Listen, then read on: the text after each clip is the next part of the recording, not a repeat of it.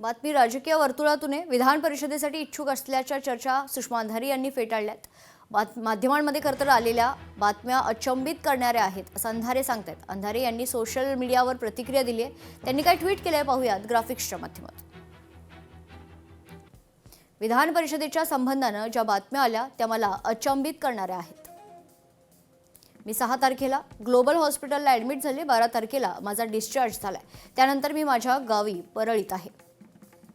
तेव्हापासून आतापर्यंत मी मातोश्री किंवा सेना भवनकडे फिरकलेले नाही। कुणाची जागा कुठे आहे हे नेतृत्व उत्तम प्रकारे जाणते आणि नेतृत्व जो काही निर्णय घेते तो निर्णय आमच्यासाठी शिरसावंध्य आहे। पक्षातल्या कुणाशीही माझं कुठल्याही प्रकारचं बोलणं झालं नाही असं ट्विट केलंय सुषमा अंधारे यांनी। महाराष्ट्र राज्य सहकारी बँक कथित घोटाळा प्रकरणात आमदार रोहित पवारांना कोर्टाकडून मोठा दिलासा मिळालाय। कोर्टाच्या निर्णयानंतर रोहित पवारांची सोशल मीडियावर पोस्ट पाहायला मिळते।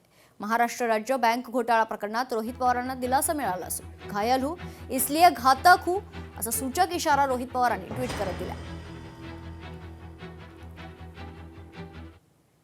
फडणवीस लायर आहेत, भाजपला लोक कंटाळले आहेत अशी टीका काँग्रेस नेते नाना पटोले यांनी केलेली आहे। काँग्रेसचे नेते नाना पटोले यांनी महत्त्वाची भूमिका आता स्पष्ट केलेली आहे।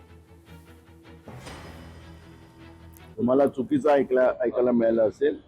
भाजप आणि मुख्यमंत्री आणि प्रधानमंत्री हे स्वतःच सिरियल लॉयर आहेत आणि त्याच्यामुळे अशा वक्तव्यावर आम्ही प्रतिक्रिया द्यावी असं मला वाटत नाही। खोटं बोलण्याला हे लागतं।